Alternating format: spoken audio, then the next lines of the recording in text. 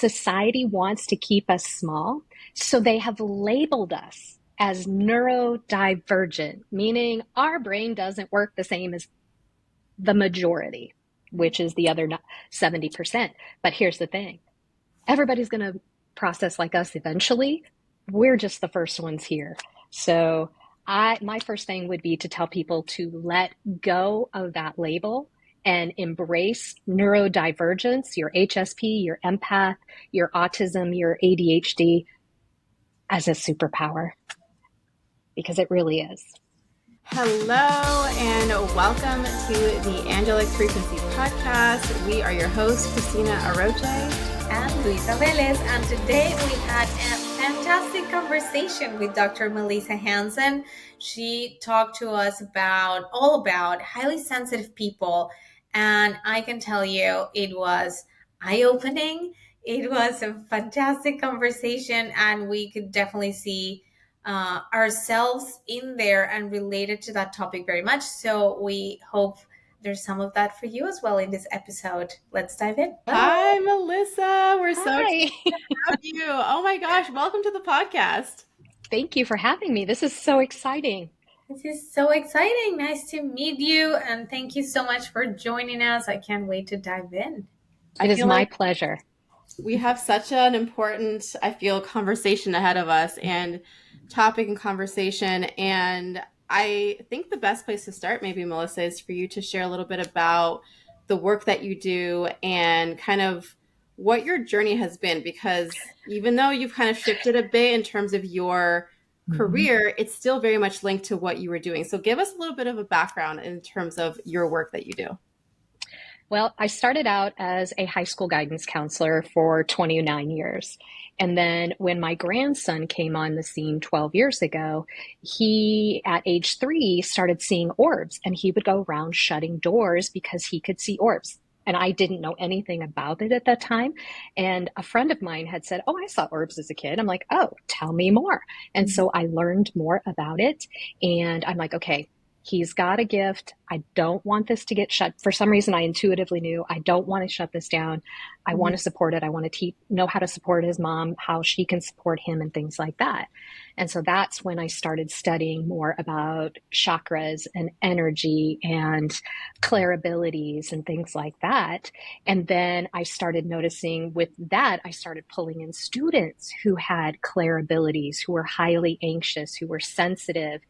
And so that's when I started learning to do Reiki, and because I thought, oh, let's do Reiki, maybe move some energy. So I started doing that a little bit on kids at school, and they were able to process those emotions a lot faster. And then I moved into doing some more work with kids, and that's when I started noticing like some past life stuff coming into play with things. And so I'm like, okay, I don't want to write letters of recommendation anymore. I don't want to do scheduling anymore. I just want to do this stuff. And so that's when I was able to retire, because I hit the rule of 85 here in Nebraska. And I said, peace. And I kind of opened my own business. And so I've been kind of still learning things about the feminine divine energy, about the Piscean, Aquarian age, highly sensitive people. And it finally all just came together like this last 2 weeks, right before this podcast. So now I'm going to do HSPs and helping HSPs, because they are actually the evolution of the human race, and they just don't know it yet. They truly are. Oh my goodness. You're doing God's work. That's amazing that you were able to get here and just fully do it. We're so happy. Synchronicities today are a thing. So good Yes. that we came together in time to have this conversation and put it in front of our listeners. I relate to that so much. Just growing up with something that it's potentially scary, that you don't know what it is, that you can potentially just shut down because you're so scared, or God knows what, and how that can have such a dramatic impact in your life decisions, who you are and how you move through the world, the things that you do, or sadly that you just don't do because of it. So that's amazing to have someone like you in those kids' lives. Yeah. It's just a calling. I've always felt like there was something more. There's something more. And it just kept driving me something more, something more. And now, when I started out doing it just for my grandkids, then it even grew into something more because then I started attracting those kids at school that gave me more information. So, as you said, synchronicities, divine timing, God just and angels just kept planting seeds and seeds and seeds and seeds. And then it's like, all right, playtime's over. Let's go. You got to get this out. We got work to do. How Yeah. does that work look like? What's Like, that? how does that work look like with a kid, for instance, with your grandkid, and how did you support him in his journey? When he was little, like 3 through probably about 8, I did more of the helping his mother understand. So she was providing a very nurturing, receptive, never going, oh, no, that's not the truth. Oh, no, you didn't see that. Just going, oh, that's interesting. Tell me more. And whether she believed it or not, I said, you got to keep a straight face because you can't let him know because he's a healer and he heals. I've seen him do it to her. So, but then now that he hit the age of 12, he had an episode last week where he wrote in his notebook that he wanted to die. And thank God someone at school saw it and reported it. And so his mom then got him in to see a therapist. She called me. I had him come to my house and we did a Reiki session. And I talked to him about being a highly sensitive person. This is what it means. And as we go forward, I'm going to continue to teach him how to clear his energy and what it means and when things start opening up clairability wise and things like Mhm. that, helping him be okay with it, know that it's normal. We don't won't have the same experience with our clairabilities, but that's okay. But we can still be together. So yeah, and so she took him, but here's the funny thing. I was going to do just a quick little Reiki session on him because at 12, I didn't know if his attention span would stay for it.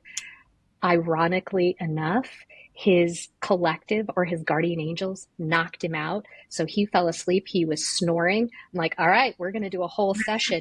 And we cleared him. And there was at one point, I was doing the Reiki on him and I felt like this blip in time, like something.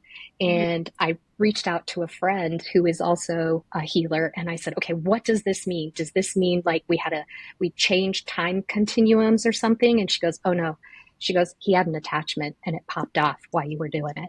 So he had an entity attached to him. Oh my Wow. goodness. Yeah. God, he had you for Yeah. support at such an important time. It can Yeah. be so overwhelming uh, Mm-hmm. for sensitive people just to be absorbing everything and anything, especially when you don't know what it is. We were Exactly. having a conversation about that and the importance of boundaries and just Mm-hmm. learning. And Christina was instrumental in helping me do this recently, and just learning about your emotional state, what is yours, what is an outside Mm-hmm. influence potentially, and just checking in with yourself a lot more to understand that. With the help of Exactly. the angels too. Yeah. Exactly. I got chills, by the way, when you were telling that story, and especially like the part with the Reiki, I got full body chills. And that's just so incredible. And Mm-hmm. I know that I mentioned this to you before, Melissa, but just about how lucky, first of all, your grandkids are that you're in their life, but also all of the kids and young adults Mm-hmm. and just everyone who has had an interaction with you or that you've been able to support them in that way and I just think back to my high school experience and thinking like there's no way like never would No. have that opportunity to talk to someone where it would feel safe to Mm-hmm. mention any of this and to be able to have that during that high school period, Yeah. those teenage years, that's Yes. so huge. Just carrying certain things in silence, because even if it's something like it runs in the family, right? But it's not easy to talk to your parents, your uncles, your cousins necessarily. I mean, this is family and there's just a different kind of relationship sometimes. So just having someone to be able to have that safe space to discuss things is so, especially at that age.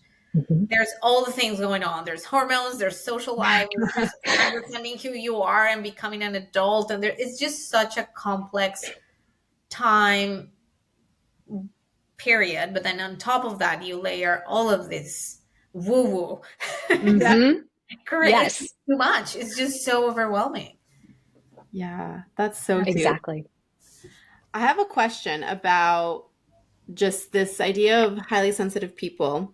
Hmm. And I'm curious about your perspective on this, Melissa, in terms of do you, and it could, because you mentioned something that I think is really powerful for us to dive into, which is you talked about how you mentioned briefly that you believe that it's part of our human evolution. And so I'm curious what you think. Do you feel like as the newer generation of kids are coming into the world, that there's an increase in the number of people, that highly sensitive people, HSPs? Or do you feel like there's a lot of us older generations that are HSPs, but we didn't realize it or we shut it down? Or like, what do you feel is happening here in terms of this rise of HSPs, the awareness around it? Is it just because we're becoming more aware and now we can look back on our childhood and be like, oh my gosh, I'm an HSP and I didn't even realize? Or do you feel like there's actually more of those types of souls and humans being born, you know?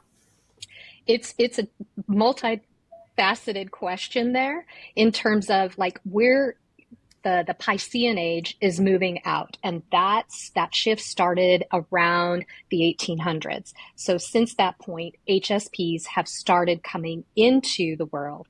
We're still I consider myself a scout. I came along just to figure this out so that I could help those coming behind me. So I feel like a tour guide kind of thing. But so they've been coming in, and now more and more HSPs are here. They just don't, some of them don't even know it. Like, I think my dad was an HSP, but he didn't know what it, high sensitivity in a man back in that day. No, no, no, no, no. So he learned to drink alcohol to numb his senses, and he hung out in the garage, which was his safe space. So that's how he handled it. And then when I came along, I wasn't his favorite, and that's okay. I understand now why I wasn't his favorite. It's because I was mirroring that high sensitivity back to him, and he couldn't take it. My sister was not as highly sensitive, so he got along with her better, which is, now I understand it. That's a wound that got healed because I was upset. But that's a lot of this is HSPs have all these wounds that we need to heal.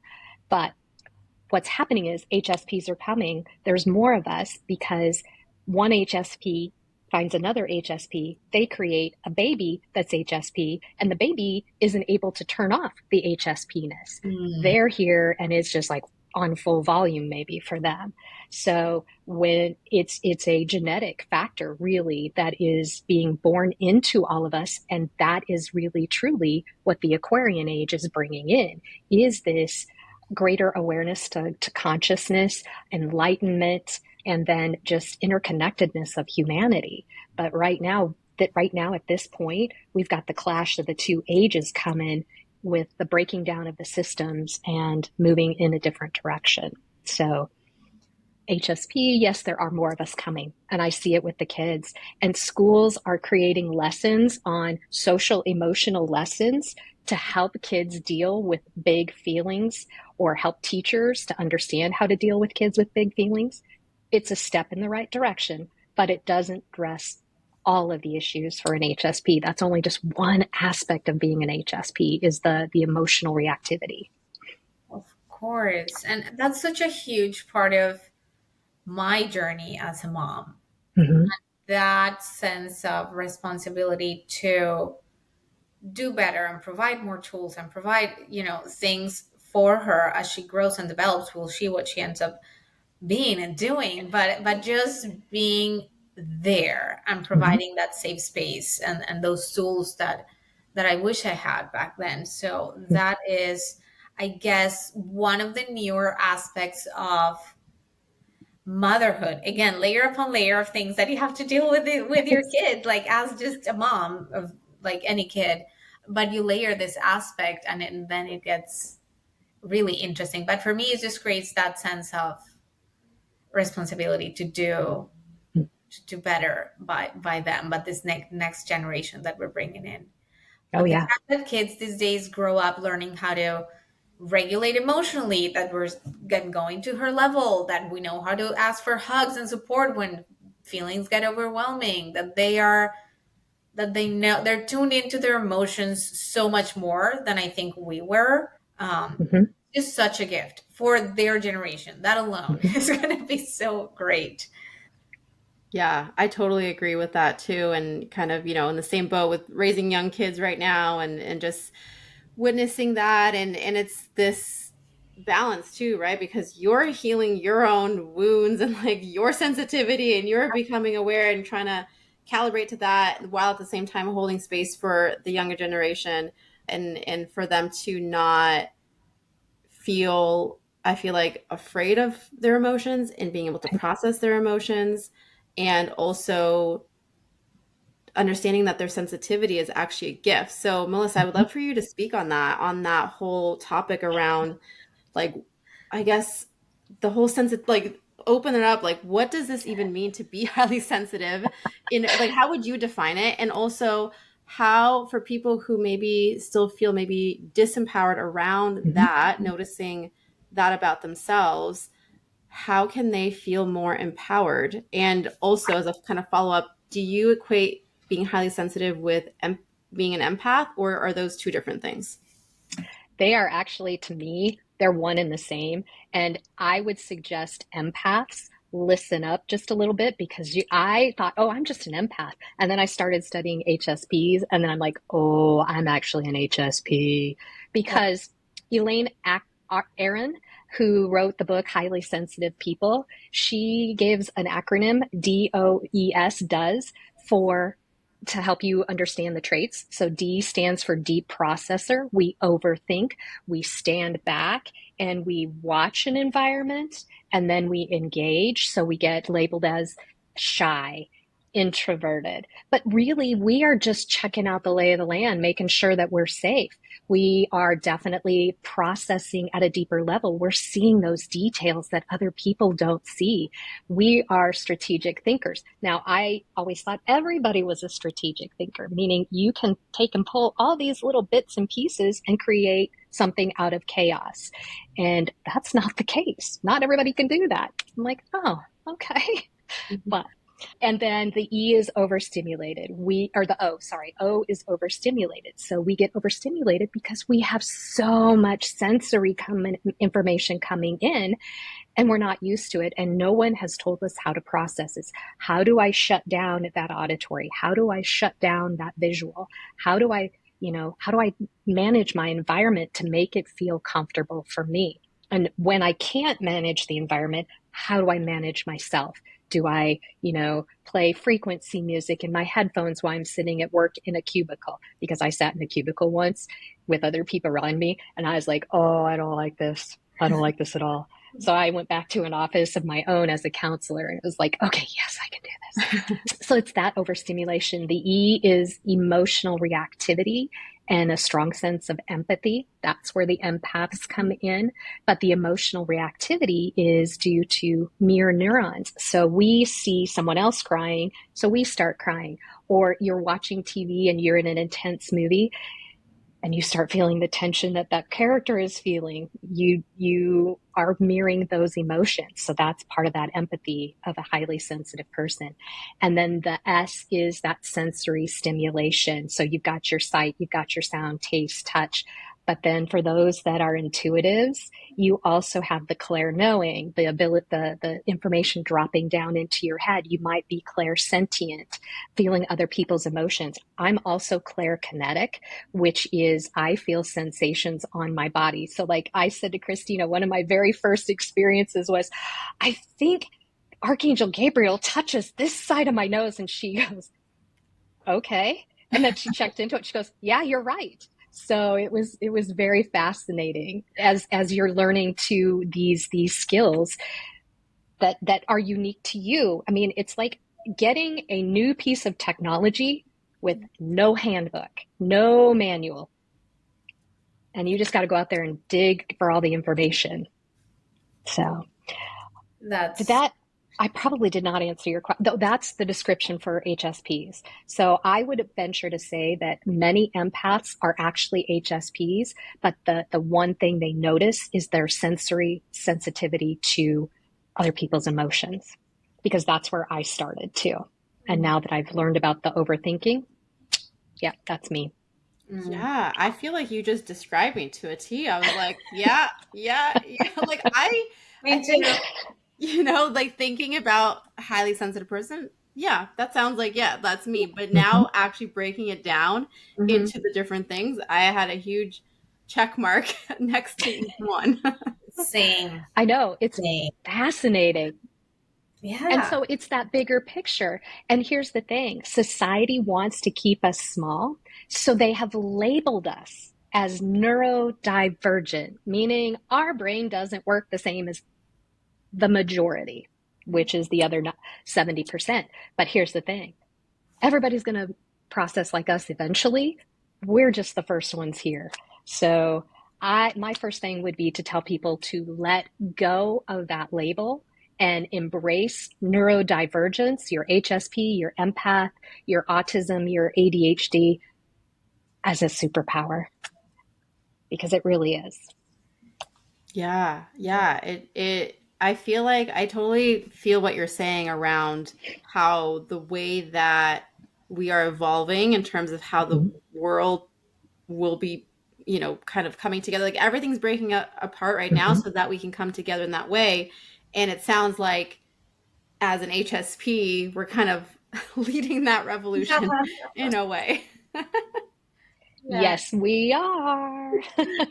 But here's the thing, so many of us are, I mean, there are people, not all HSPs are, I'll say it for me, a scared of their shadow kind of thing. Some have nurturing environments, much like what you guys are producing for your children and what my children are producing for my grandchildren. They're growing up knowing that these are normal, and here's how you adapt your environment. Here's how you adapt in this environment. Oh, and this skill is magical. Look at what you can do with it, that kind of thing. But there's a lot of us who grew up in environments that were less than ideal. I grew up in an environment with an alcoholic father and a bipolar narcissistic mother. And so I shut my gifts down because I didn't trust them, because the adults in my life were telling me, no, you're wrong, you're wrong, you're wrong. And so then it's time to hide, because as a HSP, I'm very sensitive and I beat myself up when I make a mistake. And the biggest thing that deterred me from doing anything was I didn't want to get yelled at. I don't want to get in trouble with an authority figure.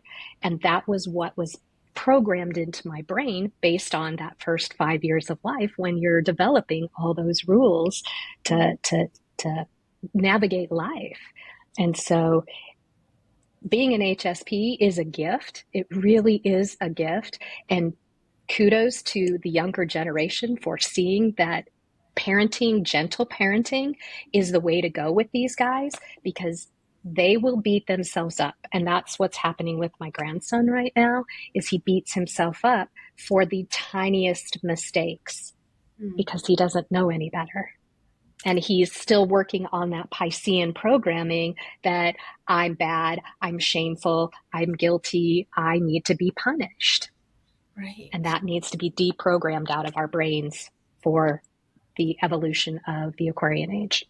Oh my goodness, that's bringing up so much, like inner child work, inner child work. Like there's a lot of things that we, of course, if we're going to support the next generation, it's great that they have so many tools and resources. But if we are going to provide shadow, we need to grow as a strong tree ourselves, right? So maybe, and some of this work relates to you, for instance, Christina, with all the inner child work with angels to support us in that healing journey that we need as now adults that understand and know better, but still we're so wounded Yes.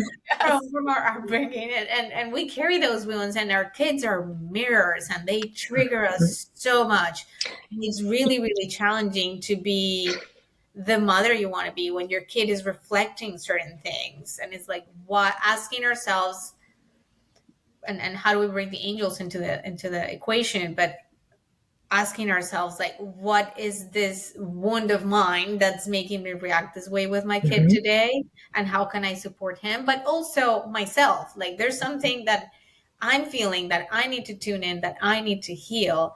So I guess my question is twofold for, of course, Melissa, from where you're standing right now, what did that healing look like for you?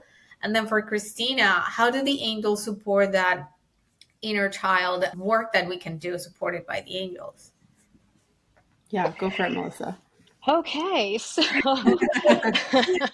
my journey is a bit longer because I just have been here on this earth a little bit longer. So I started out with counseling, traditional talk therapy, which worked up until a point. And then I moved into the Reiki energy because the trauma, I learned trauma gets stuck in the body and your body remembers. It's that sensory information that doesn't have a language. You know, something starts to trigger you and your heart starts racing and the anxiety kicks in. It's the body that remembers first, and then your brain goes, oh yeah, that was the anxiety that I had when I was going to do that new presentation kind of thing. So you have to address the healing in the body and the sensory information in the body, which is what energy work does to help with that. And then talk therapy a little bit helps with that story that the mind created, so you can start to let go of that. I also think that talk therapy is helpful for HSPs in terms of because they're going and getting traditional talk therapy, they're working with therapists who are helping you understand and navigate what we call the 3D human world, the current Piscean age of, this is the money and gain and productivity, and that are number one priorities, not the people. And so we are still so wired as a society, especially in the US, to productivity, and we've got to compete and we've got to make money. And that's the only way we're going to be successful and happy, which these newer, younger generations, money is not the driving force anymore, which is fantastic. In my old life as a school counselor, we had kids do a value survey as part of their junior experience. And there was a shift in there that it went from being money to humans and friends and workplace environment kind of thing. So that's very telling in itself. And I haven't done that work in probably 15 years, but it was what was happening back 15 years ago. So we were starting to see the shift then from I got to have money to no, it's more about the people I work with and taking care of people, which is fantastic.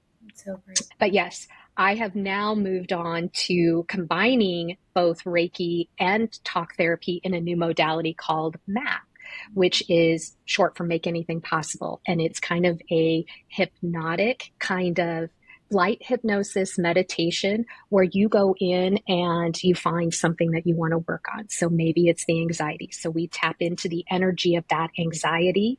And then through a series of commands, we're working with your superconscious, which is your higher self, who can see all those experiences of anxiety, where it's stuck in the body, and it goes in and neutralizes that. And so then the beauty of this is you can think about the anxiety once we get it all worked through, and you can think about that anxiety and it doesn't have that body reaction. It doesn't bring up that sense of fear. So it's a really, for me, being an HSP, this is magic for HSPs. That sounds incredible. Like, can we do that right now on the call? Some of that. Yeah, that sounds amazing. Yeah, it's so good. And just to speak to the point, Louisa, that you brought up about the angels, the biggest thing that I feel with the angelic energy is that they create that safe environment. And that's a huge key part of, calling on them or combining all of that with that angelic frequency, because when they come in, it just creates this space of so much love and so much support and so much safety, I feel. And I feel like when we're exploring inner child work, especially, but any type of healing work, that we need to feel safe to be able to do so. And if we don't feel safe, then we're not going to even open up that door and explore that. Right. So that to me has been the biggest shift that I've seen for myself, of just calling them in to support that. And to also, for me, it's like kind of guide it, because I feel like sometimes I don't really know what to look at or what to do or how to, so I feel kind of like that guiding energy where it's kind of like, okay, let's look at this right now, or, that kind of a thing. And I think I've mentioned on a previous podcast episode about Archangel Raphael being one of the main archangels that I have always felt come through for inner child work specifically. But Archangel Haniel is also another one that I recommend for people to call on, just because she brings through this very gentle, soft, divine feminine, nurturing, it's very safe kind of feeling. So those would be my top two for this kind of stuff. That's amazing. We definitely need a hypnotic Reiki talk therapy, angelic healing session to get, to work through those things. And so what does your work look like from now on and in the future supporting these young individuals? And do you only focus on young people, or do you do this for anyone? My target is all HSPs because I really just want people to know that they're not alone, because so many of us, we have a rich conversation going on in our head. And it's funny because you'll be have this conversation going on and you'll turn to somebody and say something, they're like, wait, that's not the conversation we were just having. What my husband is always like, wait a minute, I got to switch tracks with you. Um, because my brain is going so much. We don't get out of our own brain to interact with others. And when we do, we may say something that offends somebody, and then we're like, or they look at us like, oh my God, you're weird, or oh my God. And so then we react that, oh my gosh, we did something wrong. We must be weird. We have to hide, kind of thing, because we're just that sensitive. And it doesn't even have to be somebody saying something or even giving us a face. It's the energy they radiate off of them that I mean, I one time got a coat. I must have been about 7, and I loved this coat. It was soft and it was furry and it was like a big hug. We stopped at my grandparents' house, and my grandfather said, "That looks like you should be on North 24th Street." I had no idea that's where at 7, I didn't know that's where the hookers hung out, but it was more the disgust in his voice. I refused to wear that coat ever again. And it was brand new. We had just bought it before going to my grandparents' house. But I knew that coat represented something that wasn't good, and I wasn't wearing it. Mm-hmm. Even though sensory wise, it was so fantastic. Sorry, I just digressed and lost my train of thought. I guess we've all, as highly sensitive people, we've all had those moments where we punish ourselves a lot. So it may Mhm. seem like a little thing for people, but that creates something that will carry with us for a very long time. And years after, we'll look at that and remember, and it still hurts. Uh, Mhm. so we do carry those things close to our heart, and so being extra aware of how important it is to be just kind and respectful and just mindful of the power Mhm. of words, especially when dealing with a highly sensitive person, because it can be incredibly empowering. Again, the most little thing that you don't think twice about it, but it can change someone's day or someone's life. But the same is true with any negative that we inflict on someone like that. Right, right. And so for me, it's about HSPs knowing they're not alone, getting them out of their shell, because they really are the evolution. They're the future. And by them getting more comfortable, more confident in their self-esteem, and getting confident in that there is nothing wrong with them, even though society wants to tell us and label us as such. That's them trying to keep us small so that the world stays the way it is, but it's not meant to stay that way. And we're the evolution. And there's what we call indigo children, and they're the ones who are those HSPs who get that confidence and start questioning and start pushing back on, wait a minute, this education system doesn't work for us. The lights, the noise, the bells, the sitting here having to do 30 problems when I can get it in 5. No, this system doesn't work. The healthcare system, this doesn't work either. Government doesn't work. So the indigos are the ones that are a little more hard-headed, and they're going to push. Some will push gently. Others are going to be like steamrollers through it. But they're meant to break down the old systems, the old hierarchies. But then there's the ones that are what we call crystals, and they're the healers. They're like me. They're the ones coming in and going, okay, let's get everybody fixed. Let's make nice, kind of thing. And so it takes both of us.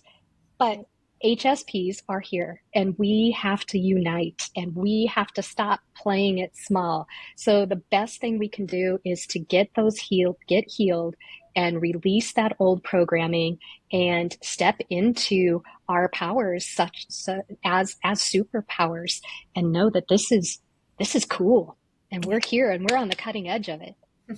Yeah, that's amazing. I feel like so just going back to the indigo and the crystal children, that those are kind of the two types that are currently kind of Mm-hmm, coming in, right? Because I feel like you just mm-hmm, described my two daughters. Like mm-hmm, when you said indigo, I was like, oh yeah, that's the little one. Even though she's only two, she's like very much like mm-hmm. so strong-willed, which is funny because I thought when I only had my first that she was strong-willed, and then I met my second, and I was like, oh, never mind, you are, And then the crystal sounds like my older daughter, so it's just Mm-hmm. interesting, like hearing you kind of describe these on a deeper level, just noticing it within myself, noticing that within my kids. I'm just like, oh my gosh, this is wild. But one thing I wanted to go back to, in talking about really bringing out for HSPs as they're listening to this, as they're probably raising their hand and being like, oh my gosh, that's me, checkbox.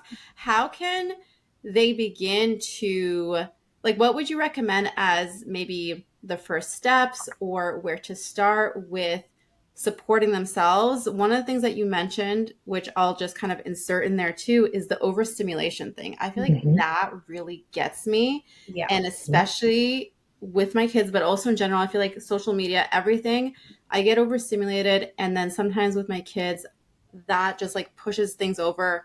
And then I just get into this mode where I just like feel like I can't handle anything anymore. And I just talk to my husband like, hey, I need to take the kids because I can't, I need some time to myself. So for me, I feel like I'm at a level of awareness where I know what I need, Mm-hmm. but I'm wondering what else you might suggest, or for anyone else who feels the same way, of like, how do you handle that kind of stuff and anything else that comes up that you want to share for HSPs?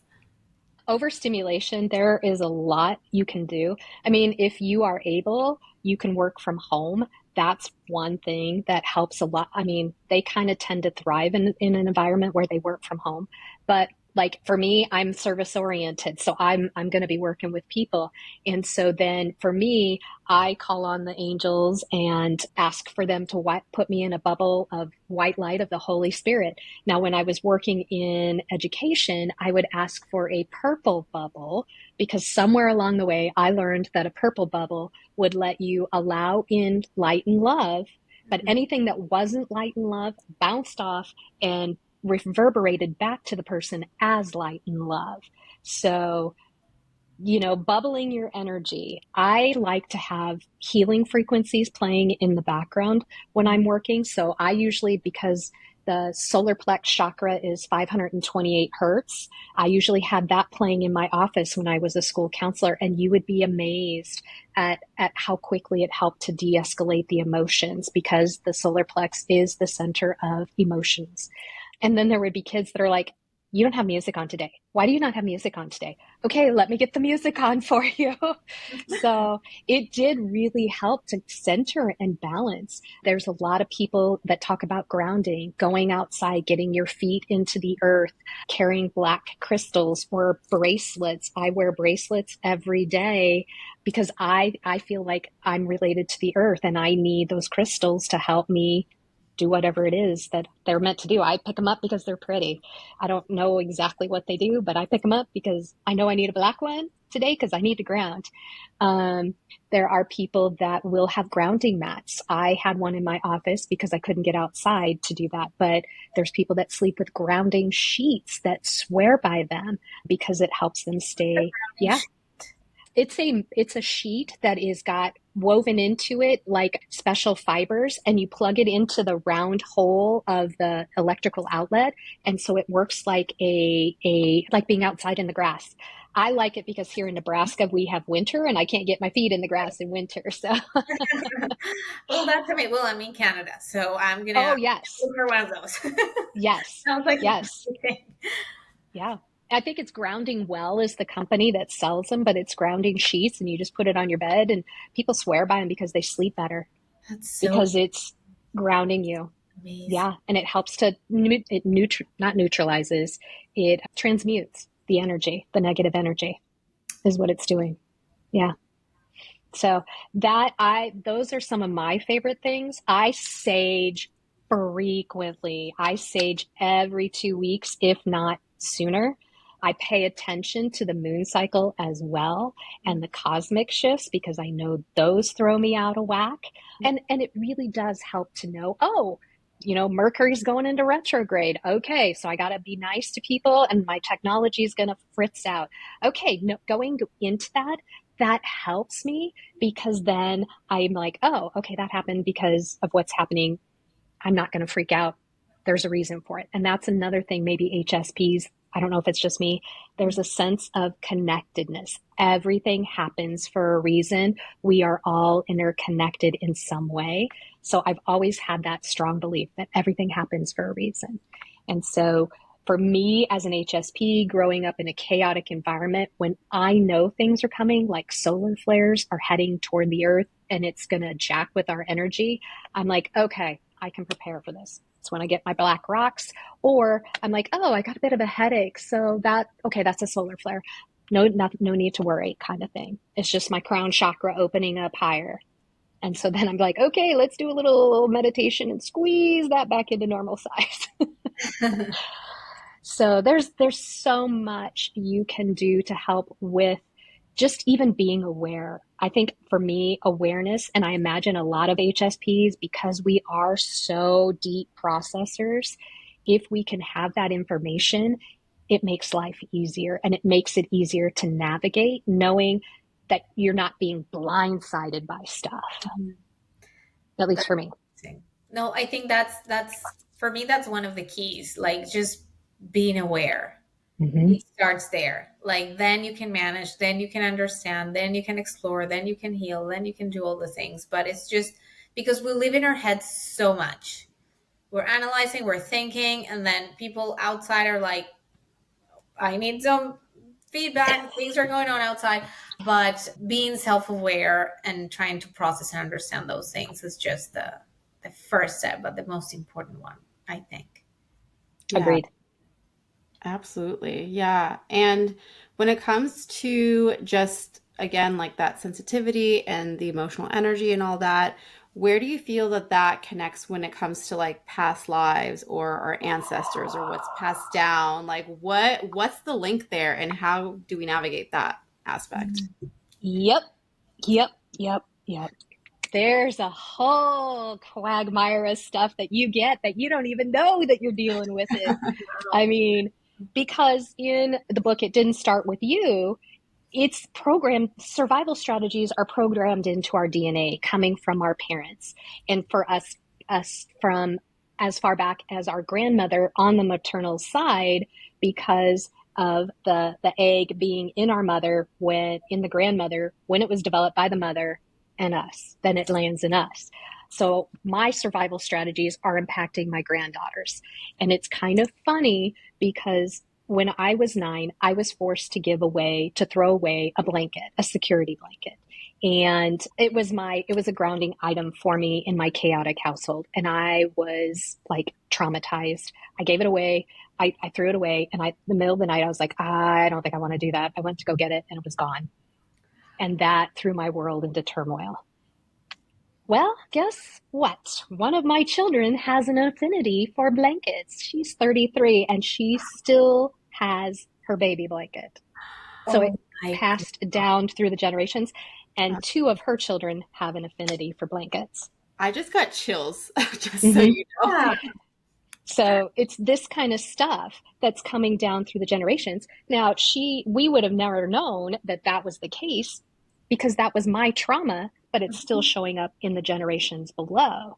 So what happened to your dad and your mom and her mother all ends up in you. And so you are trying to process traumas or energies or behaviors or emotions or thoughts that didn't start with you. And so you don't even know where to begin. So that's the beauty of MAP, because MAP also goes in and takes care of that. It doesn't care who it belongs to. It just takes care of it. Then you start thinking about past lives, which I learned about past lives in seventh grade when we were studying India. And I was like, oh, wow. So I've always had kind of an inkling, but just recently I started learning more about it and how we have soul missions. And if we don't complete the soul mission in this lifetime, we come back in the next lifetime and continue working on it, but we're working on it from a different aspect. And you think about all those lives, and you've got mom and dad, their DNA in that soul, and that's programmed in there. So you got that life's mom and dad and you, and you've got another one and another one. So who knows what you're dealing with or Where where does it it came from? stop? I know. I know. I have a friend who does heart wall clearing, and I'm like, all right, I'll sign up for a heart wall clearing because, I got all this trauma. We were going back like 14 generations to Oh something my of God. like discomfort or sinfulness or all these emotions. It took 4 sessions to get my heart wall cleared because it was like 88% blocked. Oh my gosh. Yeah, Yeah.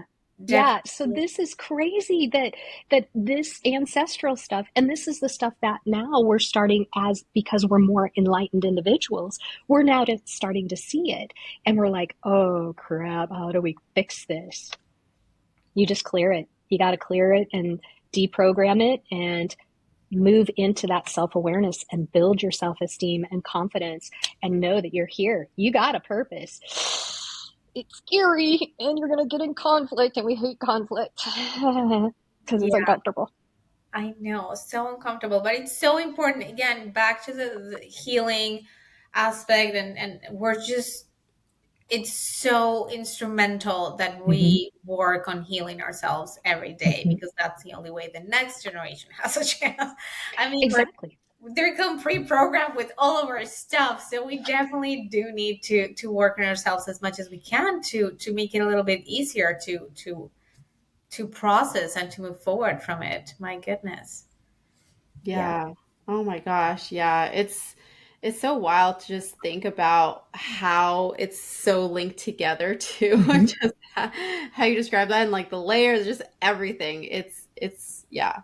But I'm curious to know, Melissa, from your perspective, people who identify with the HSP, they have felt that sense of like maybe not even feeling like they fit in and like Mm-hmm. curious like what am I here to do, how am I here to show up in the world, like what's a message that you would love to share with them or think that they need to hear, or how can you how would you want to support them if they're listening in on this, like to just be able to take that next step on their journey?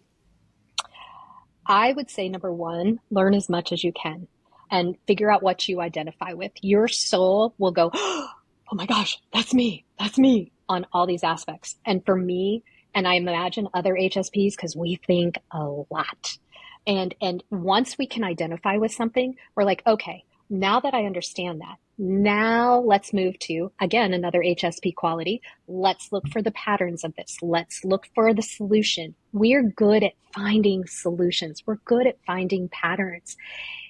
And once you figure out how to make your environment work for you, or how to navigate your skills, how to manage and navigate your skills, let me just tell you, the world is an easier place to navigate because I've been doing the study and because I've done the map sessions and the energy work and things like that.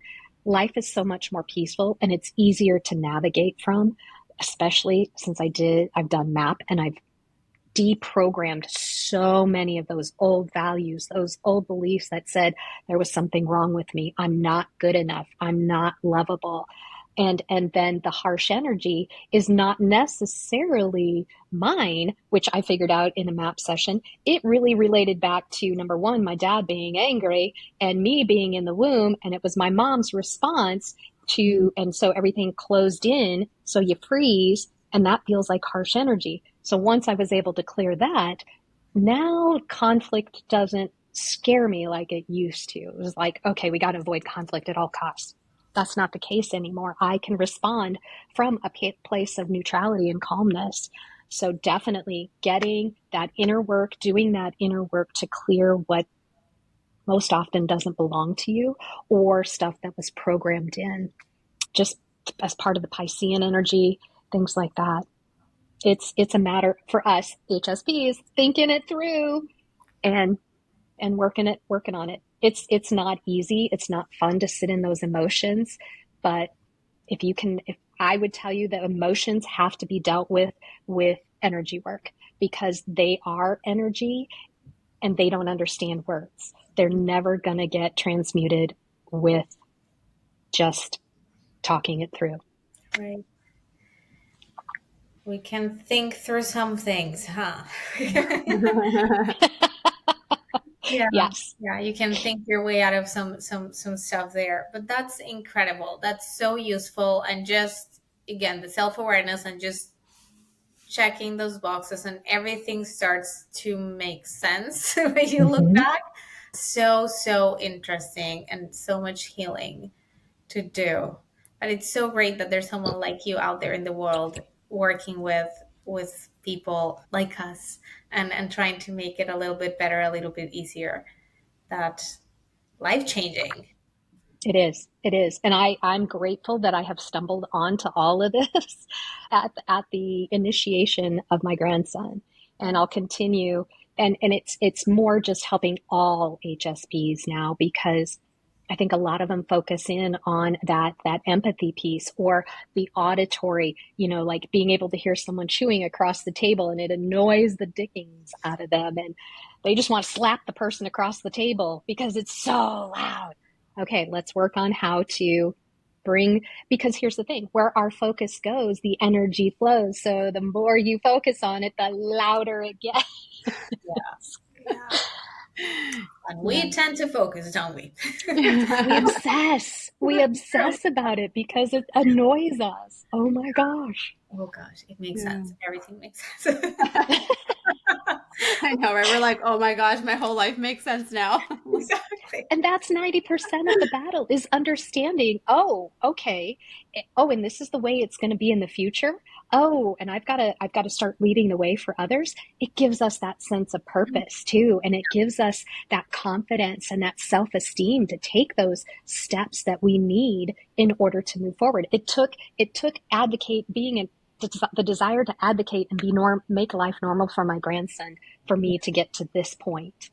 And he really still is my motivation at heart, but the whole world HSPs is getting in there as well. Absolutely. I know I have an indigo too to deal with, so that's my motivation. Yes. And they will challenge you and they will push. Oh, And yeah, there's some really, I think I gave my son is an indigo and mhm. he has an indigo. So I gave him a book called The Idiot's Guide to Raising Indigos. I'll Yeah. get that today. Yeah. Because I'm like, oh, okay, here's how I work with you. Okay, let's funnel this energy for good kind of thing. Yeah, That's amazing. Wow, That this knowledge is and understanding alone is so powerful. it is. It is. And that's us HSPs. We love to think. We love to think and connect the dots. And when you connect the dots, it gives you a sense of, okay, I am normal. And we really are. We really are. It's just that it's not appreciated in this culture. Now, if you were to move to Sweden, China, or Japan, oh yeah, it's appreciated there. It's highly valued there, Okay. just not here. That's so Good to know. interesting. Yeah. Mm-hmm. Oh my gosh.